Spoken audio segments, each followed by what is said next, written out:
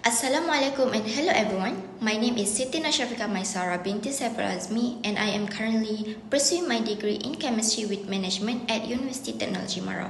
In this video, I'll be presenting my final year research project, Effect of Melamine Doping on Ionic Conductivity of Carboxymethyl Cellulose Solid Polymer Electrolyte.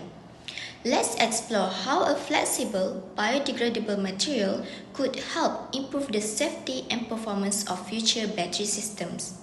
Let me walk you through what I explored in this project. In this video, we will cover introduction, objectives, methodology, result and discussions, conclusion, and recommendation. Let's begin with the problem that inspired this research and how it could contribute to the future of greener and safer energy storage systems.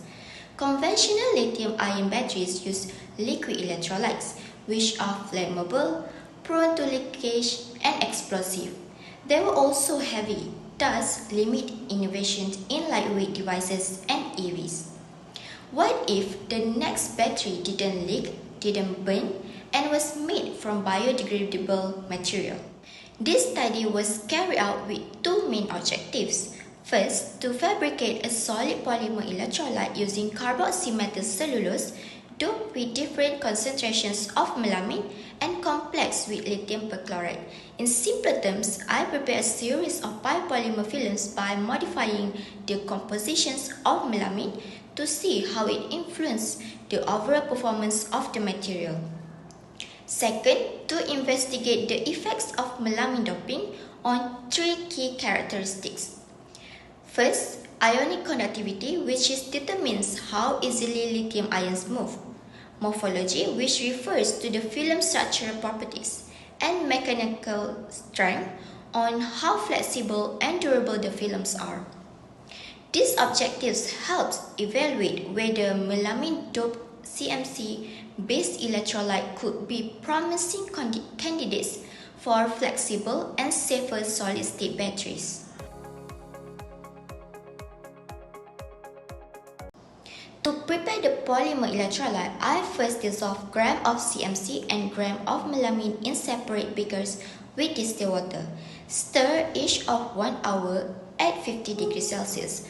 After combining the two solutions, I stir them again for 30 minutes to ensure even dispersion of CMC melamine. Next, I prepare a lithium perchlorate solutions, then add to the mixed CMC melamine solutions and stir for another 3 hours for complete salt distribution. The final mixture was cast into petri dishes and dried for 24 hours in an oven, followed by desiccation. The resulting film samples were then analyzed using FTIR, EIS, and tensile testing. Let's begin with the FTIR analysis, which was performed to investigate the molecular interactions between CMC, LiClO4, and melamine in the SPE. In the FTIR spectrum of pure CMC, a broad peak was observed around 3270 and 55, correspond to the OH stretching vibrations from the hydroxyl groups present in the polymer backbone. This broadness is due to the extensive hydrogen bonding among CMC chains.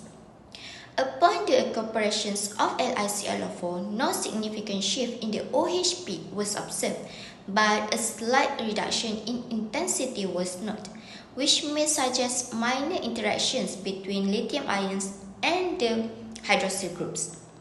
This hydrogen bonding likely causes partial disruptions of CMC crystalline domains to promote amorphous character in the polymer, which is beneficial for lithium ion transport.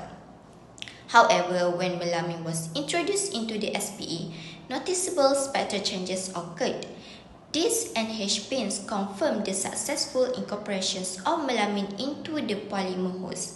Furthermore, the OH peak around 3300 became broader and less defined, indicate the formation of strong intermolecular hydrogen bonding between melamine and CMC.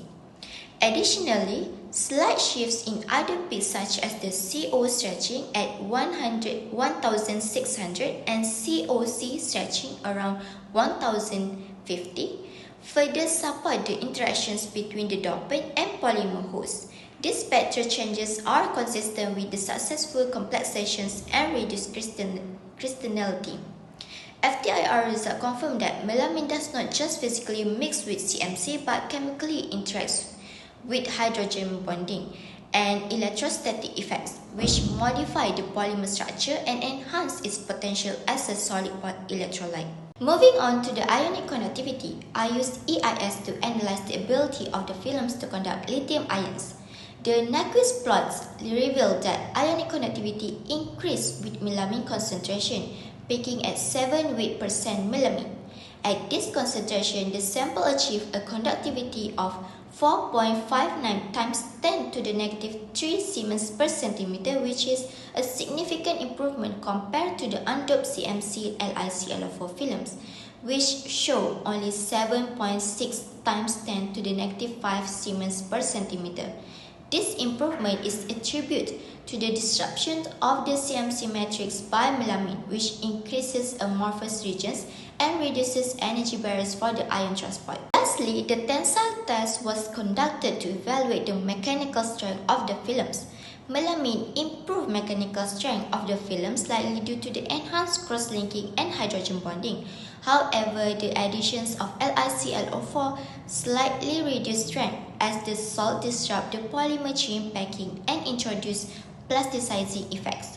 Despite this reduction, the CMC-Li melamine films maintain sufficiency, show that the material can remain flexible yet durable, and a desirable trait for solid-state electrolyte application. In conclusion, this study successfully developed and evaluated CMC-based solid polymer electrolytes doped with melamine and complex with LiClO4.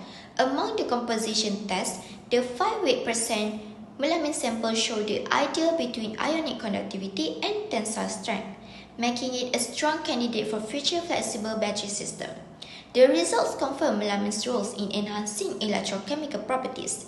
These findings are significant for advancing sustainable, flexible developments of greener and safer solid-state battery components, especially in applications like wearables, electric vehicles, and portable electronics. Moving forward, future research should focus on how CMC-based SPE perform under real environment conditions like humidity and temperature changes. Since both CMC and LiClO4 are hygroscopic, understand their moisture behavior is important for real-world battery applications. There is also potential to improve the material system by testing smaller melamine intervals such as 6 weight% and 8 weight% to find the ideal balance between the conductivity and tensile strength. Alternative natural polymers like starch, chitosan, or alginate could be blended with CMC to improve flexibility and ionic mobility. To better understand the material advanced techniques like SRD, SPS, TGA, SEM, and AFM can provide deeper insights into structure, stability, and morphology.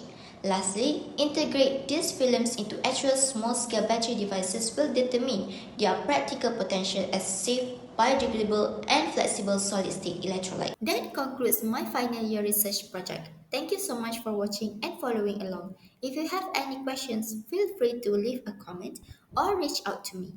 I hope this research can contribute to safer, sustainable energy solutions for the future.